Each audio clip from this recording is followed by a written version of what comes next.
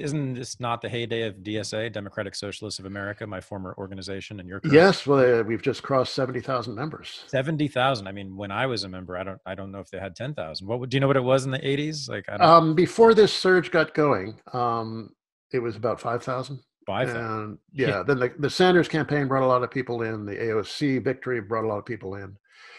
And Trump brought a lot of people in. And now it was surprising. There was a surge of membership after Sanders dropped out. Like they Oh got yeah. 5,000 new members, I think, in the weeks after Sanders dropped out.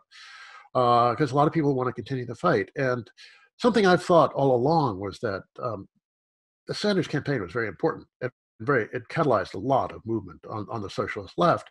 But on the other hand, the presidency is a very steep hill to climb. Mm. The presidency, my old pals at the Spartacus League, Workers Vanguard, used to call the presidency the chief executive of the world, the U.S. president, the chief executive of the world bourgeoisie. Yeah, totally. Which is pretty much true, Yeah. although Trump is doing his best to dismantle that status. But formally, the presidency of the U.S. really is the chief executive of the world bourgeoisie, and they're going to fight like hell for that office. So Sanders, I thought, very, very, very little chance of winning, and it seemed, perversely enough, he seemed less likely to win the Democratic nomination than he would have had to win the general election, because the Democratic Party was so united against him. Now, No, I just want to say that I think the emphasis now on lower level races and lower level politics and extra electoral organization outside of electoral politics, which DSA is very active in. I think these things are really important. We can elect people to city councils and state legislatures and start making a difference from the bottom up, and maybe think of the presidency in 5 or 10 or 20 years, assuming we continue to be alive and functioning as a society. I mean, it looks to me like we are on the verge of having what I always wanted when I was a socialist, which is it'll be a social democratic or democratic socialist kind of party, right? Which is a real viable party. Do you see that on the horizon, on the immediate horizon? A little over a year ago, I did an article for the New Republic on DSA, and the editor who commissioned it was intrigued by some comments I'd made on Facebook, the way about how I wonder if DSA could do to the Democrats what Reagan and the right did to the Republican Party, take over this very mainstream orthodox thing and turn it into an ideologically driven party, and one that was actually serious about his political philosophy, which the Democrats are just. It's really hard to say what the Democrats' political philosophy would be. But when I was on the right in college in the early 70s, we were really marginal. There were about a dozen of us at Yale in 1971, 72.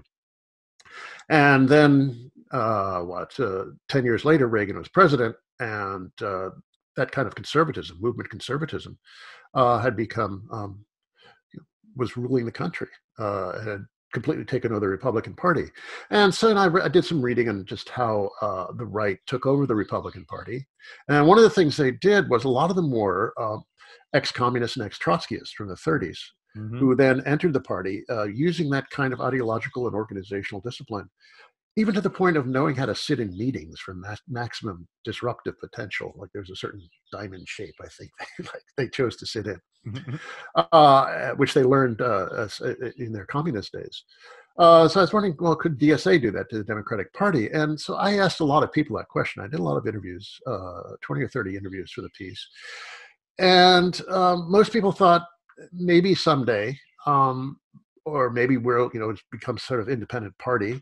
But the problem with that is that in the U.S., electoral law is so strict that it's virtually impossible for a third party to get anywhere. The two-party system has quasi-official status in most parts of the country, and it's the only way to break into big-time politics is basically as a Democrat. So the DSA people mostly look at the Democrats as an opportunity to have a ballot line.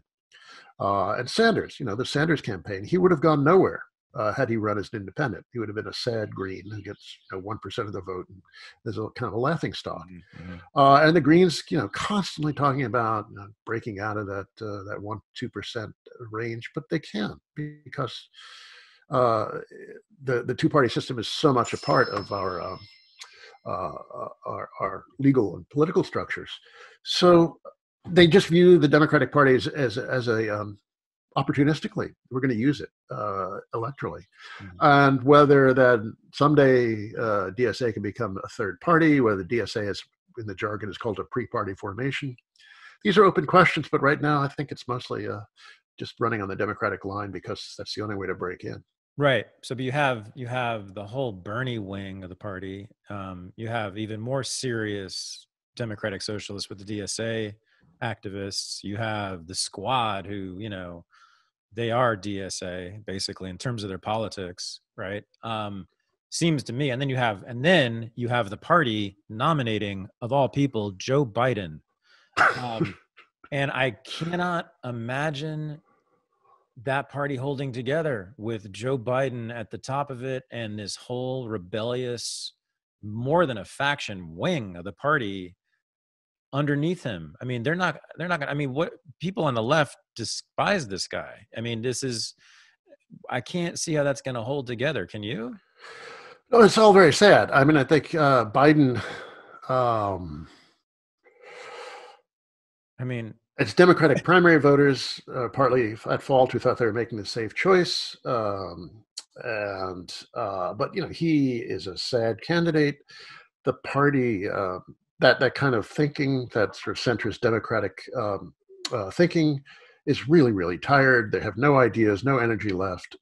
All the energy in the party, or on that, the left end of the spectrum, is with mostly younger people, with socialist or social democratic politics. And I'm not always quite sure what people in DSA mean by socialist. Not everyone is really clear on precisely what they mean. Yeah. But it's certainly at least social democratic, and most people would want more than a mere social democratic alteration of the American system.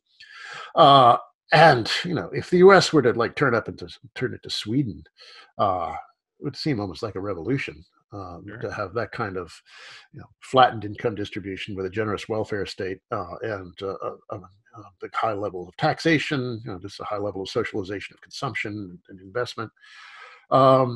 Those would be very, very good things, but it's not socialism, of course. But that's where the energy is with the younger people and with the left more generally. And Biden just has none of that. But I think there are an awful lot of people who are nonetheless going to vote for the guy. Even a lot of people in DSA. There's a lot of hostility towards coming from mainstream Democrats towards DSA for not endorsing Biden formally. For DSA, an endorsement really means something. That means they're going to put a lot of effort into your campaign. And they have a formidable machine of, back when we used to be able to knock on doors, there's a lot of door knocking, but a lot of phone banking and all kinds of old-fashioned politicking. And that's how AOC got elected. That's how all the people have gotten elected to state legislatures and city councils. Really formidable shoe leather work, or virtual shoe leather now. So endorsing Biden would have meant that kind of effort, which nobody is inspired enough by the guy to want to do that. You look at the polls.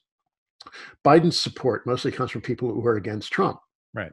Trump's support mostly comes from people who are for Trump. Right. It's very hard to mobilize people just on being the not Trump.